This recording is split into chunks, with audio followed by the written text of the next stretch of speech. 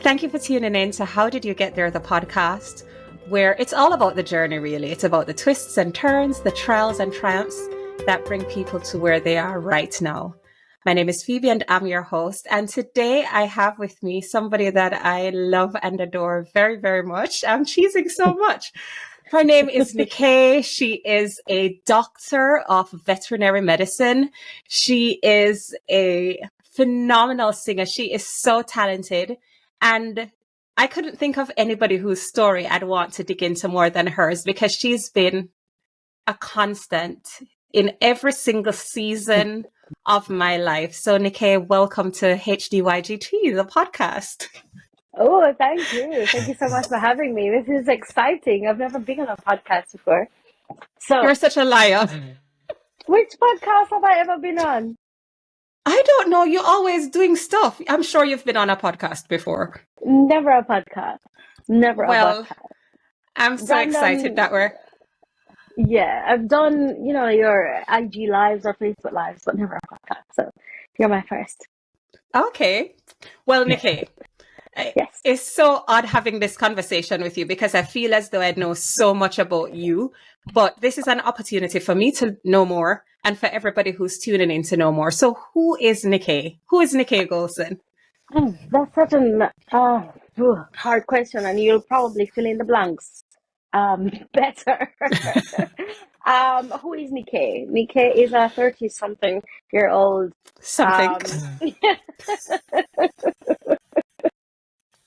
Yeah. I am Jamaican. I am from St. Mary. I am a vet. I am, what else? What else am I? A friend?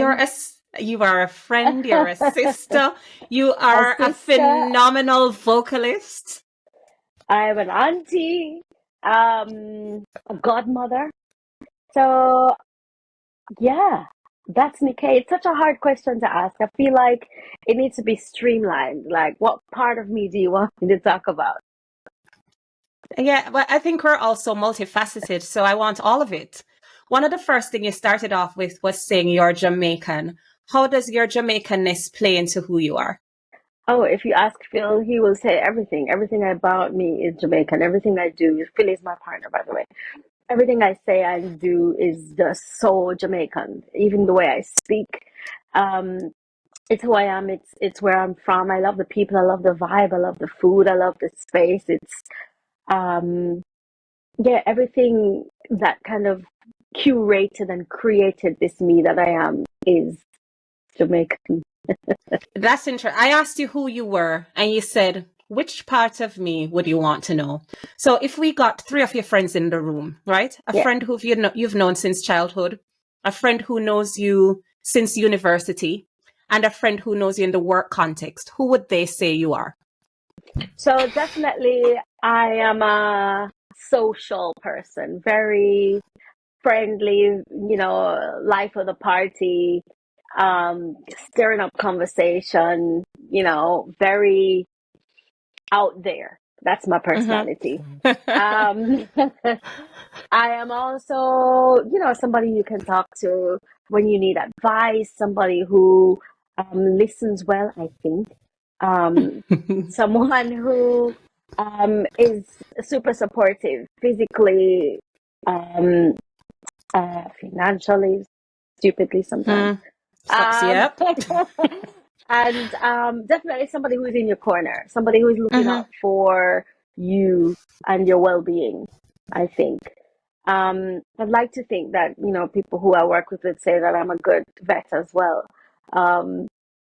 So I'd like to think of myself as also kind of dedicated to whatever task is at hand. So, be it music or be it, my career, I dive in and, get stuck in, as they would say, when it comes to whatever it is that needs to be done, I think. Yeah, I think you're definitely that, though. You're all of that and more. And you touched on being the Dr. Niquet, and I just know Niquet, right? But you're also Dr. Niquet. And many people would look at you and say, she's so successful. She has this medical degree. when you were growing up, did you see yourself being where you are right now? You know, I don't know. You know, people ask this question, where do you see yourself in 5 years or whatever? Yeah. I think I used to come up with an answer because that's what you're meant to do. You know, and people Mm-hmm. used to have this thing that I was a very intelligent child, so intelligent You children should kind of were. know what they want, and, you know, they should usually find something, you know, medical field, or Mm-hmm. I want to be a doctor, or I want to, you know, but honestly, I don't think I had a clear path or clear vision for what I wanted to be, what I wanted to do. When I was in primary school, I heard, and now I've come to realize that this was a lie. I heard that I had an auntie who was a vet. So at one point, the conversation went, "Oh, what do you want to be when you grow up?" I want to be a vet. Didn't know Like what a my vet was. auntie. You understand? I can't tell you what auntie this is.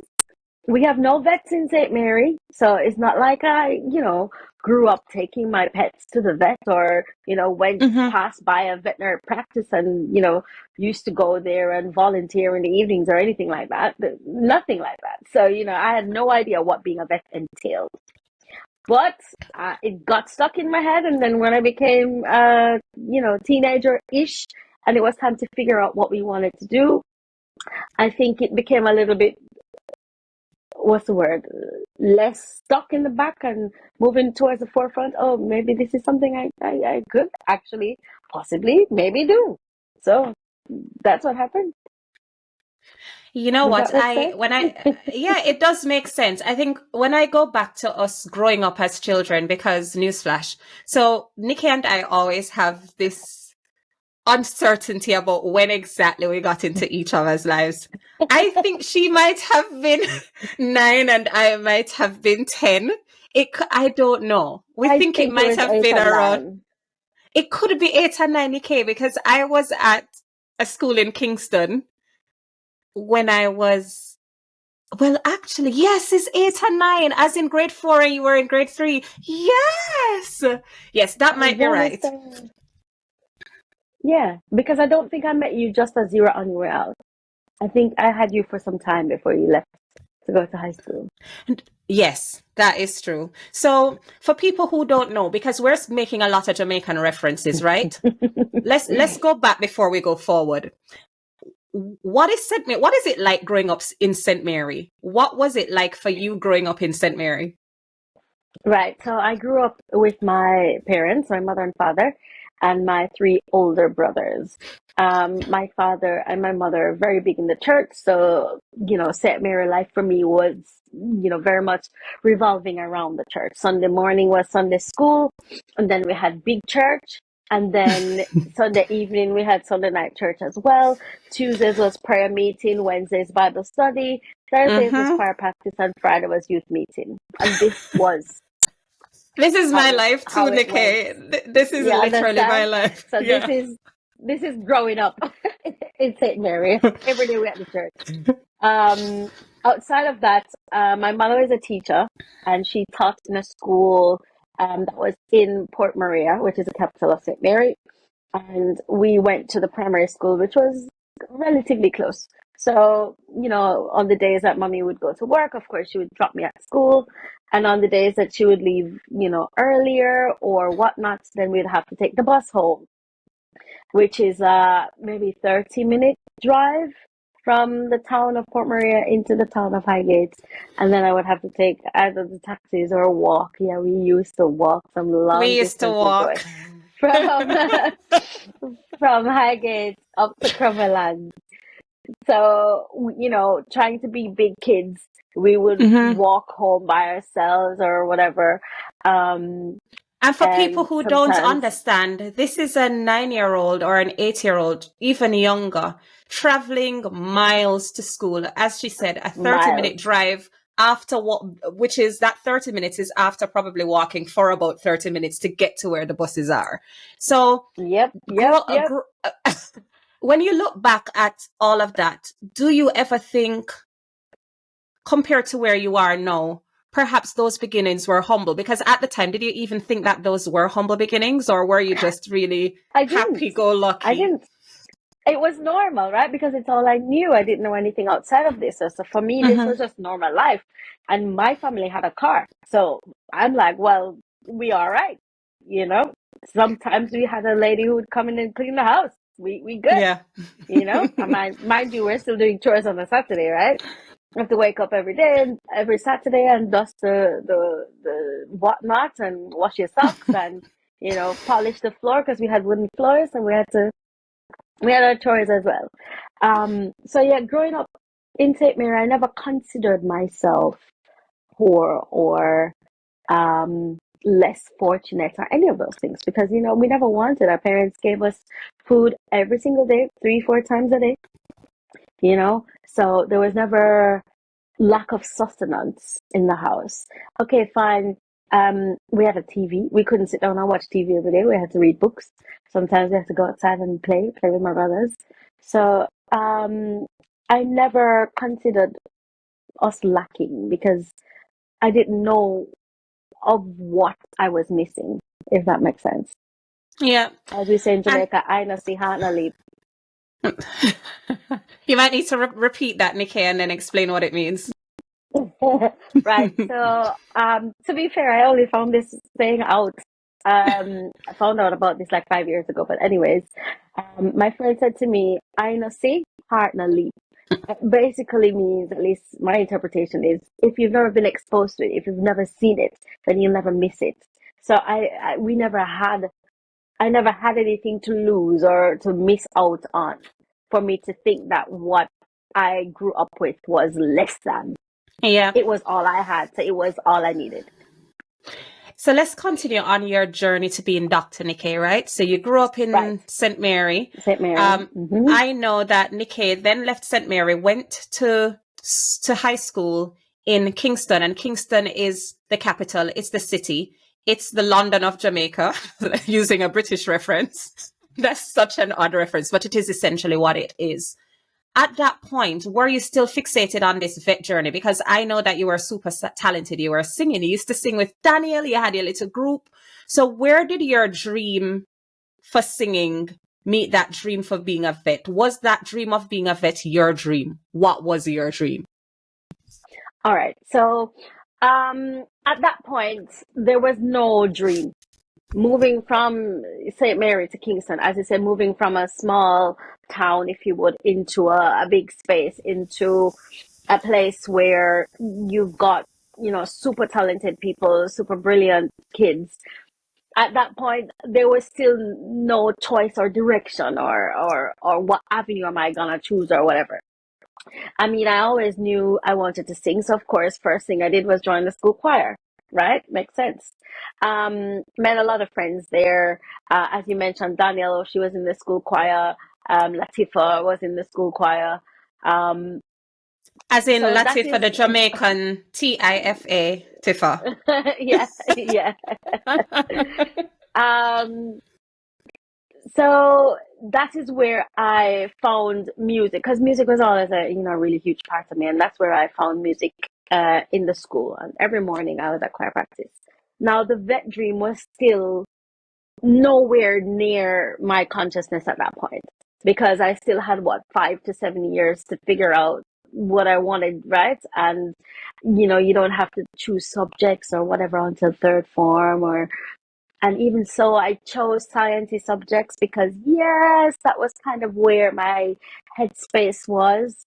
But I still had no plan. Like some kids would know that, after I finish this school, I'm going to go to this university because they've got a really good, this program, and that's going to be my trajectory to the career path that I wanted. I had none of those. None of that.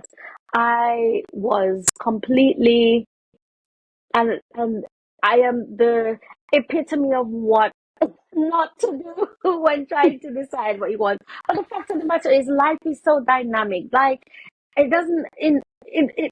You don't have to pick or choose what it is you want to do when you're 10. You don't have to know what you want to do or what you want to be when you're 14. You don't need to know definitively that this is going to be my career path and nothing else when you're 18. You don't have to.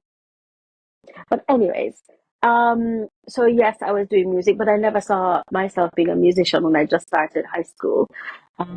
I was just there to try to deal with all the different things I had to deal with coming from the country into the town. So all of these social classes and social constructs to overcome, if you would. That was my big thing at that point, to fit in, you know? Yes. Yeah. It's, you know what, when you speak about fitting in, I have to almost laugh to myself, because you are the type of person that you will go into a room with anybody and seemingly fit in, because that's just the person you are. And you've been in different spaces. So you were in Jamaica, and then after high school you went to Trinidad for Yeah. university. After Trinidad, where did you go after that? It was back to Jamaica, then St. Martin. But, you know, I guess now looking back, I can see where my personality has developed in such a way that, yes, I do walk into spaces and make friends, leave as friends. And I think Mm-hmm. that those formative years at Wilma's Girls had a lot to do with that, because a lot of these girls came from the corporate area, so they would have Mm-hmm. known each other from prep school champs, or they would have known each other from the same basic school, or even the same prep school, that they would have come from one school to the other, kind of like the situation that would have been at St. Mary High, because you came from the primary system Yes. together, so you Mm-hmm. would already have had your friends. I am coming from a completely different parish, completely different space. So it was a lot harder, but I think also there were some really good people in high school, and that kind of gave me the confidence as well to be myself. So even though Yeah. I talked about fitting in, I never had to change who I was, or change how I dressed, or change my personality in order to be friends with these ladies. But that, I think, kind of helped me hone this personality that I have, that is so open. So I guess effervescent, that I collect people all around the world as Yes. friends. Yeah, you know what? You almost take it for granted though, that fitting in, because I remember, as you've said, navigating the spaces in Jamaica was really easy for me. But I remember coming here and all of a sudden being aware of being an other. And I don't know that that is necessarily because anybody intentionally said to me, "Oh, Phoebe, you're different, you don't fit in." But I just remember that awareness of, oh my gosh, perhaps I'm different. And the first thing is just how stark my Jamaican accent sounds when you're in a room full of Brits. And so if you were supposed to give an advice, give a bit of advice to people who struggle a little bit with fitting in or figuring out what their place is in spaces that are uncomfortable or not their natural habitat, what would that be? It's definitely not a one size fits all, Mm-hmm. but my way has been always kind of go getter esque. So Mm-hmm. I'm not the sort to kind of read the room and see what's going on or whatever. No, I'm the sort that's just gonna go in and be like, okay, who wants to talk to me today? So I think it's going to depend on your personality. It's going to depend on you and your confidence level, and you Mm-hmm. play to your strengths. So if Mm-hmm. you are the sort of person to kind of lay back, stay at the edges, kind of watch what's happening, and then kind of make your way to someone, and that is where your confidence is, kind of, being picky and choosy with whom you choose to speak or whom you choose to engage, then by all means, do you.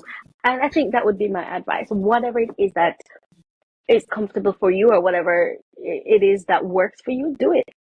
Yeah. Do Is it. there any value though in, because doing you is comfort, is there any value in allowing yourself to be uncomfortable? Yes, there is definitely space for that, but I guess it also kind of depends on the scenario. Because Mm-hmm. if you're already uncomfortable being around new people, I mean, check, you know? So I think it's very difficult to, like I said, give a one template that will fit everything I think it has to be tailored. And yeah, definitely coming out of a comfort zone can also it's kind of like investments. So when you talk about risk versus reward, entering spaces is like that. You can Yeah. still do the minimum and get something back for it, but if you choose, your risk appetite is quite high. If move so much further out of your comfort zone, then yeah, chances are you can bust or you can win big. So it's just you have to be willing to deal with repercussions, I guess. But And just for everybody who's, listening or watching, Niquet literally sits at 4'9", stands at 4'9". She wishes she sat at 4'9". She literally stands at 4'9". So she is this little package with just this boundless energy and enthusiasm, and she just fills space. I don't know how she does it, but she just does. We've spoken about kind of the path to you being Dr. Niquet, but I think the path that I find more fascinating is Niquet the singer, because you know what? I just think that you are one of the most talented people that I have ever met. You've sat in the background or stood in the background of so many phenomenal artists.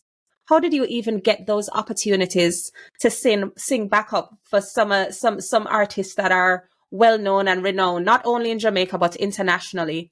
And why wasn't Niquet the singer kind of the you that we're talking to right now? Why am I not talking to Niquet the singer? Why am I talking to Niquet the vet? oh, this is I guess an easier bit to talk about because I love this so much. So how did I get into these spaces? It all started with this boy I was dating many, many years What ago, boy? Dwayne. Oh, hi, Dwayne. Hi, Dwayne. So, I was always singing all the way through high school, met this guy, and he is a musician who was Very entering talented. into, yes, and he was moving into a space where he was supporting a lot of, artists on stage, on tour, etc. And, I love this boy. I love music. So anywhere him, they me there, right? Hmm. So I that is literally how I ended up in so many spaces where under normal circumstances, I guess I wouldn't have been. It's so strange. So say there was this one artist, his daughter and I went to school together, but Yes. for some reason, I never said to her, "Oh, tell your daddy I want to sing with him." The conversation never went that way. But we finished high school, or I think it was towards the end of high school, and boy was in a rehearsal with the same guy, Hmm. and I'm in the rehearsal, and he knows me from being in school with his daughter, and he's like, "Oh, since you're here, here's a mic, sing some background." Because he already knows that I'm a singer. So it was Mm-hmm. just literally being in the space with him that opened that door. And then from there on, other doors just kept opening. Oh, yes, I've seen you singing with this one. Come and sing with this one. Oh, yeah, you've been singing with this one. Come and sing with this one. So that's kind of one trajectory. In the same space that I met doing, I also met a lot of other friends, like girls, female singers, who then would be like, oh, yeah, Niquet sings. Let's call her to sing Mm-hmm. background if somebody else fell out or somebody else couldn't make it or whatnot. So I think and I'm going to tie this back into veterinary medicine as well. But I think it was a lot of being in this space where you would find, these kind of phenomenal people that brought me into the arena for being a background vocalist. So So it wasn't just I can sing. it was just being in the right place at the right time. But also, I think you're the type of person that if somebody says to you, "Here's a mic, sing," you're gonna be like. Not only, Whereas if really, Niquet, I've evolved. I've evolved. I've yes, evolved. And I mentioned I wanted to tie that back into vet med as yeah. well, because when I was we never really spoke about my years in Trinidad. But that's when I Mm-hmm. studied veterinary medicine. Whilst I was there, I was singing as well. I left Trinidad, came back to Jamaica, and I found that I was doing a bit of music, a bit of vet, but it was just I felt like I needed to pick one and focus on it. So at the time I picked vet. So I stopped singing, moved to St. Martin, and I stayed there for about, nearly 5 years. And that is where I became the best me that I could in terms of veterinary medicine. But it got to a point now where I needed more. So now I had to move to a space where you had people who are continually doing more, continually broadening their knowledge base, continually learning more so that I could then learn more as well. Yeah. So, in terms of with the music being around in the fringes of Edna Manley, where, the top musicians in Jamaica are, they're constantly forcing you to pull up your socks, constantly forcing you to, okay, make sure you can blend with this one, make sure you can blend with that one, make sure you can sing this part of the harmony, make sure you can sing that part of the harmony. So it forced me to be very, what's the word, competent in this kind of music world, so that I could sing anything with anyone at any time. Do you ever have any regrets about having chosen being a vet over being a full-time singer? Was there ever any conflict in terms of that decision-making process? Yeah, there definitely is, because, and I would say is because still is, because I stopped doing it as much or as often as I, kind of like any muscle, you kind of need to work it out, So I would say I've missed doing these tours. I've missed, flying all over the world doing music. I've missed being on stage. I miss that camaraderie that you get when you're with just one, group of people in a completely different space, and everybody has come out to see you and hear you. Like, that is a thrill like no other. So I do miss that. Maybe I'll, get back out there. Who knows?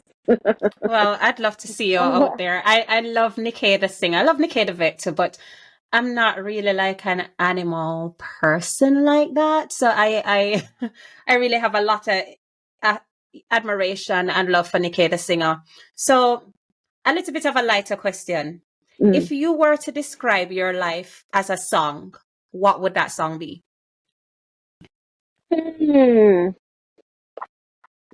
I think there would be two songs. Okay. One song. Hold on, you have to sing the part that works as well. One song is more for the hook than the rest of the. I mean, I guess the rest of the bits can work too, but it's a song by Hector Roots Lewis called "Ups and Downs." Okay, I don't know that song, Nikki. I can play it for you.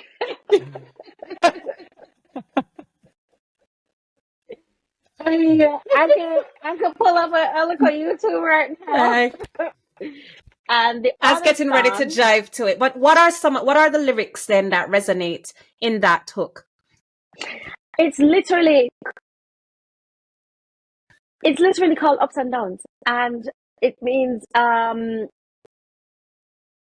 you will never fall, you will never rise if you've never, you can never rise if you never yet fall down. It's ups and downs. That's literally the hook of the song. You can never rise if you never yet fall down. I've had my falling downs and I've had my risings. And I mean, I used to think that, life should all be about good and positives and happiness. And, we're going to go there. There's never any room or any space for sad times. Yeah. But I mean, the fact is there are sad times, and that's okay. It's okay to be sad. But, just know that there will be a rising at the end, Okay. And what's the other song? The other song is kind of a similar vein, and it's called Be Okay. And this one is from Janine featuring Chronics. Note to Self is what it's called. Note to Self, Be Okay. We can't get a piece of that one either. And again, the hook is the same thing. I'm going to be okay. That's what I tell myself. I'm going to be okay. So it's just a kind of reminder, again, kind of in the ups and downs vein, that no matter what, talk to yourself and know that, boy, it's going to be all right. It's going to be okay. Yeah, you know what? We've always had a lot of conversations, and there's one thing about our friendship. We're not the type of friends who call each other every day or even every other day or every week or even every other week. It's just not that type of friendship, right? But when we connect, it's always as though we pick up where we left off. But we've also had like a lot of deep conversations because we're always chatting about random things. And I remember once Christmas in this very room, kind of before you went through uh, that moment in your life, and we'll touch on that later. I remember us talking about the importance of ups and downs. And you were kind of like, because you're positivity always. You were like, I can't really remember having any real adversity in my life. And I'm like, what? What Which the is heck are you true. talking about? Like, how can you go through life kind of just happy go lucky, floating in the wind, and not have any adversity? That's exactly how I felt. And then what happened shortly after that? Let's go back to that. It was coming up to Christmas of 2021. One. Yes, Yes. yes, yes, yes. Christmas of 2021. Yes. So, COVID. yeah. So, as you said, I never really faced any, as you rightly said, major adversity. Like, Mm-hmm. I feel as if and now it could be because I have a short term memory, but everything just felt so easy to me. Like, Yes. even if there were, adversities or, disappointments, it was short lived.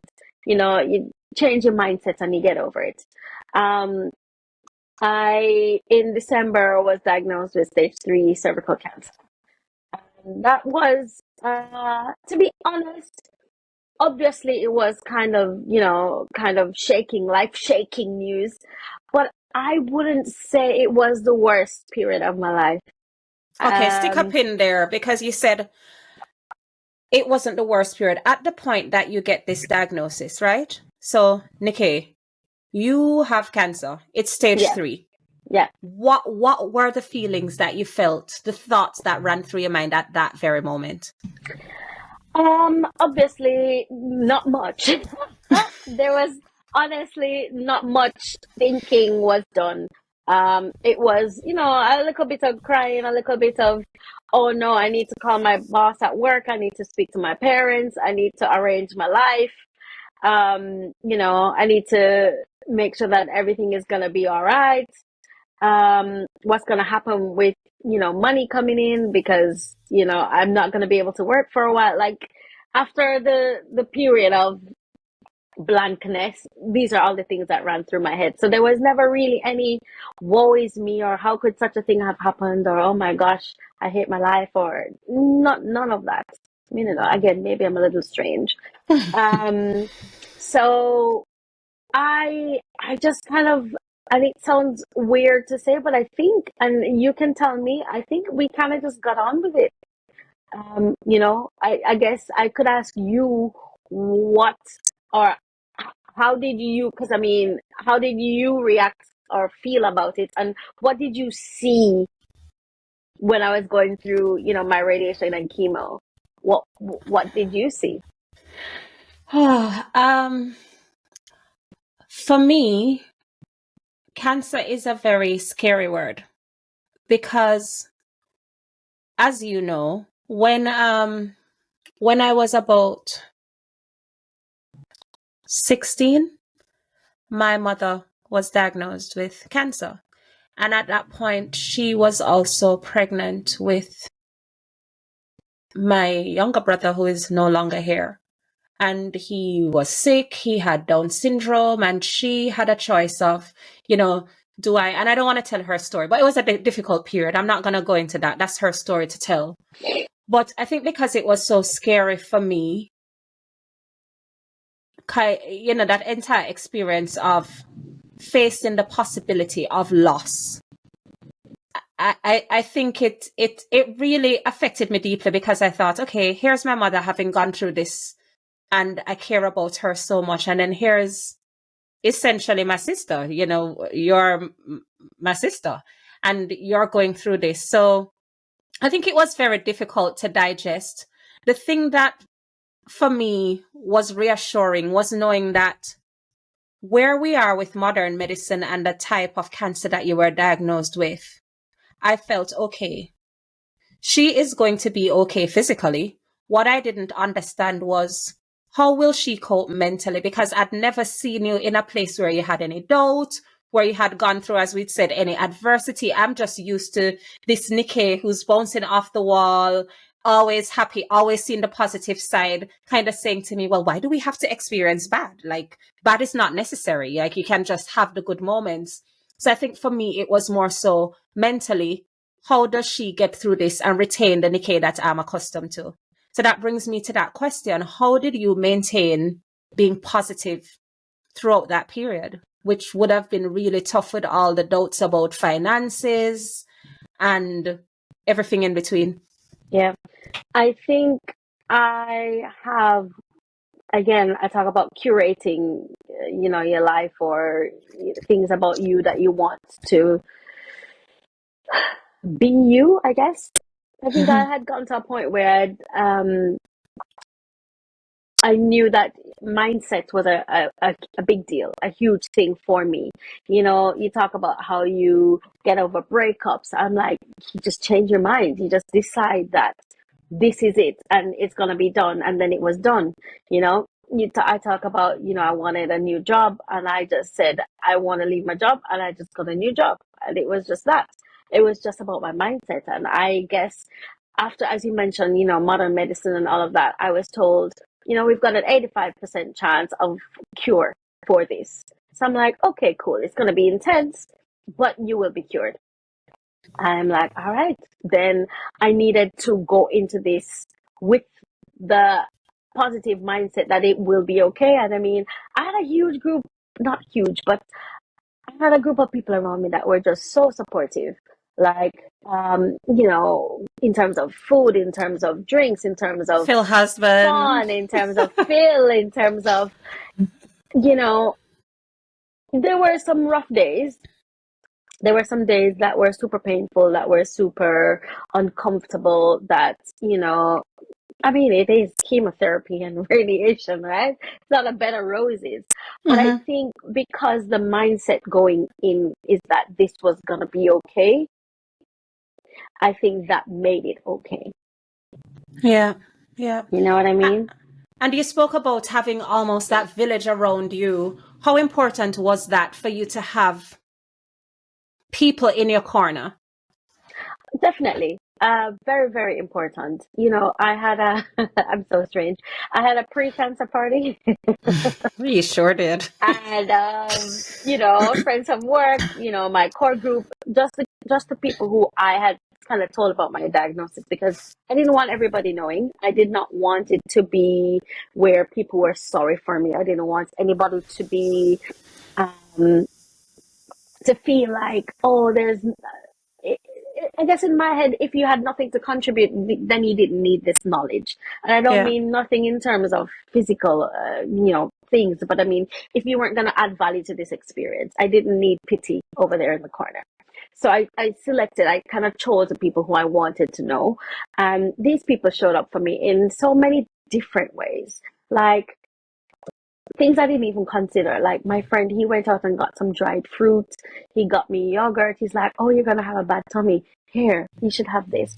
Oh, you're gonna need things that you can nibble on because your appetite's gonna go. You should try this." My friend got me woolly socks. Things that I Mm-hmm. never even considered. Your feet might be cold when you're doing chemo. Okay, here are some nice thick socks. She got me a journal. I haven't used it, but I've got a journal. Um, like people would come by and take my dogs for a walk because I couldn't take them anymore. You know, Mm-hmm. I would want some plantain or whatever. And my friend would go to the shop in Lewisham or in Eltham and bring me some plantain. You know, um, this one time I don't know why I just really wanted some goat soup, and I was talking on Instagram with a friend of mine, and my girl kindly, when I was going, I think I was coming back from my hospital treatment, kindly came to London Bridge and dropped off some goat soup. You Yeah. know, so we had laughs, we had jokes, we had dinners. We had Sunday dinner, Tara, Aisha, mommy, and me. Yeah. It was a very healing space. It's almost as if things were normal. It's Hmm. not like we were ignoring what was happening, but we were just kind of feeding love and happiness and good vibes into the Yeah. space. And then. So you said that finding out about cancer wasn't the worst part. That wasn't where things went to was really tough for you. What was that for you, if So, not hearing that diagnosis? so the tough part of this whole journey for me has been um, my hips. Mm-hmm. So after, however many, fractions is what they're called, fractions of radiation every day for 25 days, one of the things it does is it kills everything. Mm-hmm. So yes, it kills your ovaries. So yes, I'm menopausal, but it also killed the bones in my hips, in my femurs, Mm-hmm. which that's the longest and the strongest bone in the body because it carries the weight of the entire upper body on this Okay, doctor. on this little ball and Mm-hmm. fits into this little socket. So the balls of both of my femurs have now the bones in the middle is damaged. So as a result, my mobility is reduced. Um, what I can do in terms of how long I can stand, how long I can walk is completely, reduced, which means my whole lifestyle has to now change. Yeah. Like if I'm going on holiday, I'll have to consider, well, I can't walk around the city. Is it something that, driving city? I mean, I can't go skiing. I mean, it's too cold anyways, but if I wanted to, I can't go Yeah. skiing. We're going to Bali. Okay, we want to see the waterfalls. It's going to be a hike. Yeah. Whereas before it would have been oh my God, I can't be bothered. I hate hikes. Now I actually cannot do a hike Yeah. because I will be in excruciating pain. So when you Yeah. think that this whole cancer bit is over, you're left with this niggling thing that has, completely changed the way I do things. So with that changing, with my physical activity changing, then, there is weight gain. There is the kind of ball or whatever hanging over your head of potentially needing hip replacement. So I think that has been the toughest bit for me because I never really got a chance to celebrate the end of the cancer. It was just your cancer is gone. By the way, your hips are Here are mashed up. these other things. Yeah. Exactly.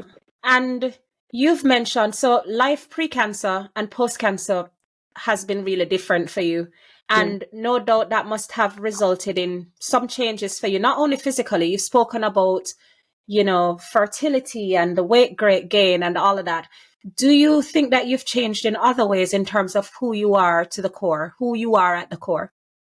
Um, I I like to think I have because that's the mark of a man, you need to evolve. But I'm not so sure if I have. Um, I guess yes. There have been some changes, not necessarily in a good way, but I guess yes, I do. I will say there have been some personality changes. Mm-hmm. Um, I kind of brushed over it when I talked about me being in menopause. And Mm-hmm. one of the symptoms of menopause, aside from, your hot flushes, Mm-hmm. is anxiety and mood swings. So Mm-hmm. I guess, yeah, I do have a little bit of that, which I never really had before.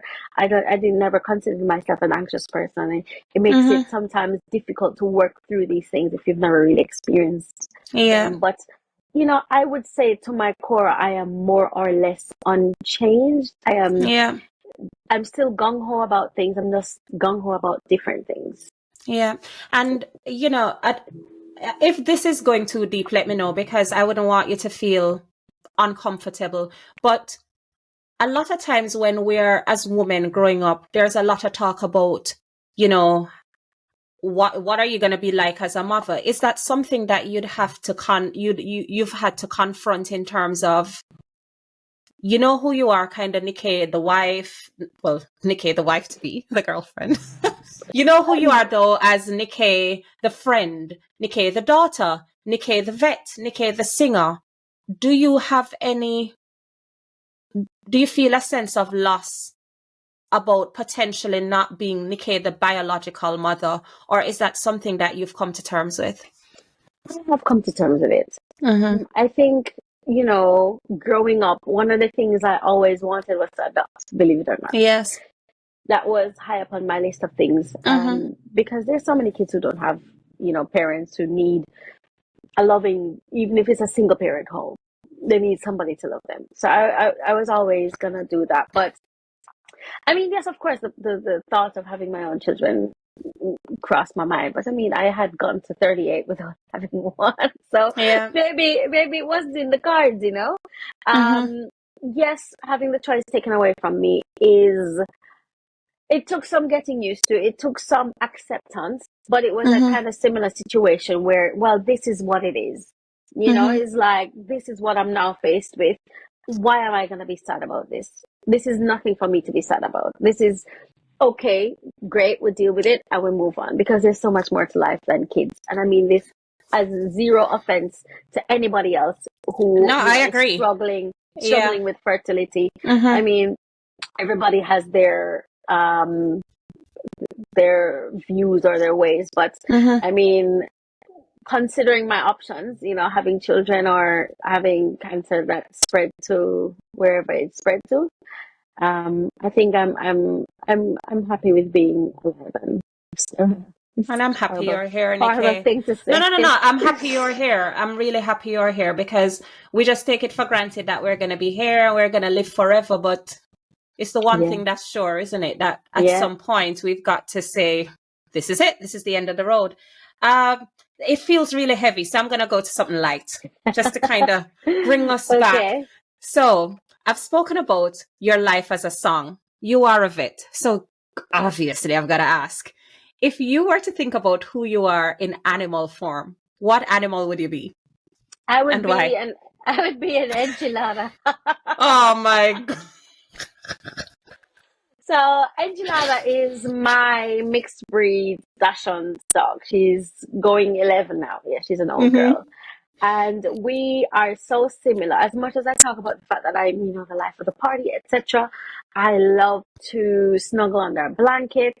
I love to just relax, just chill, don't do anything.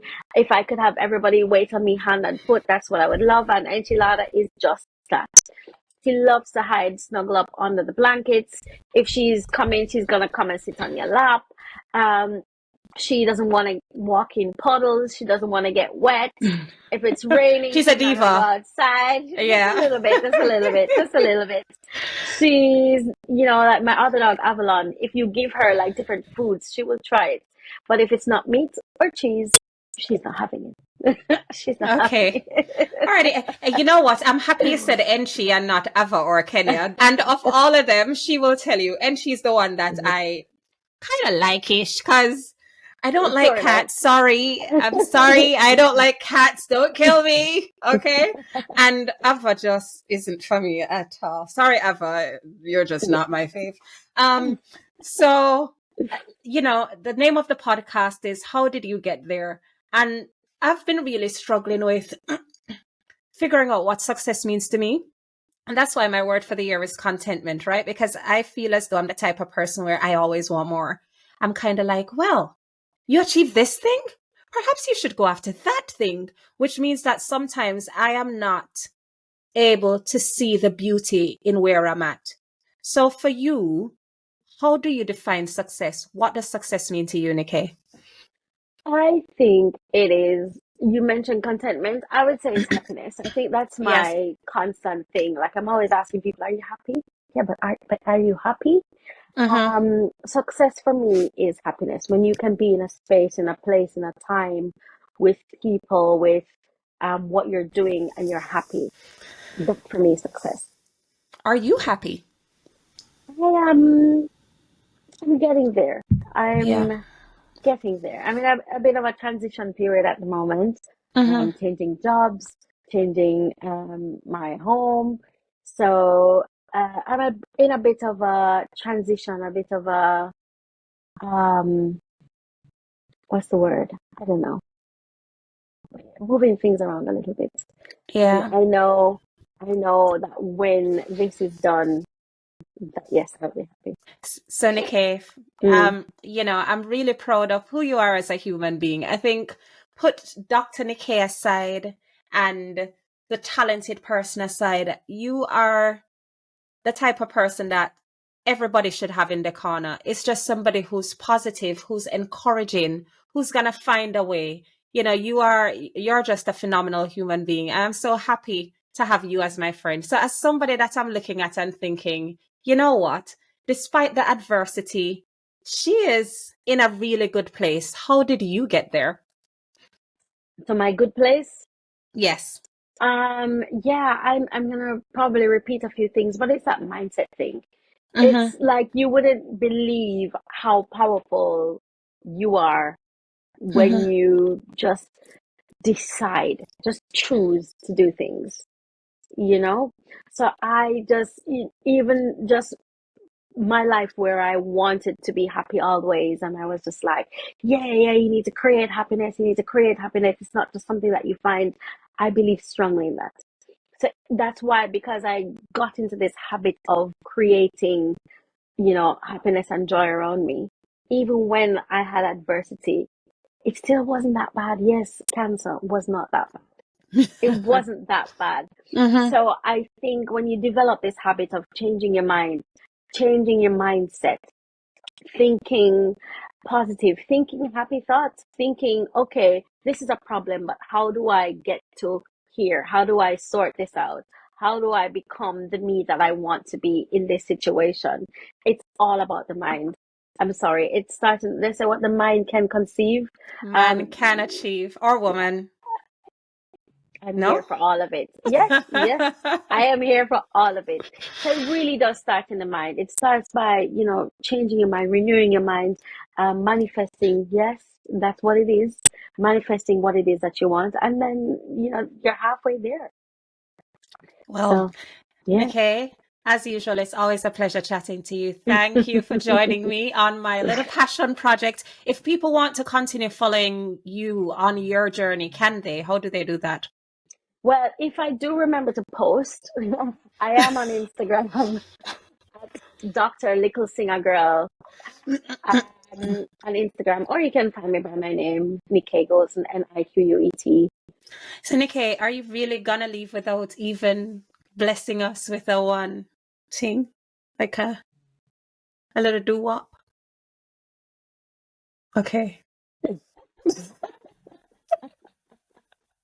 Thank you. Great. Leaving me hanging. Yes. The title of the podcast is How Did You Get There? The challenge is to do an outro jingle. It's just how did you get there? The Oh my melody. gosh. I know, but I need to figure out a melody. Like this, it's not that simple to just, I mean, I'm not that kind of creative. Um, Mm. let's see. How did you get there? I That's like it. I have to do it again because I'm gonna use this. Wait. A one, a two, a one, two, three, and How did you get there? That's I it. think we can end there.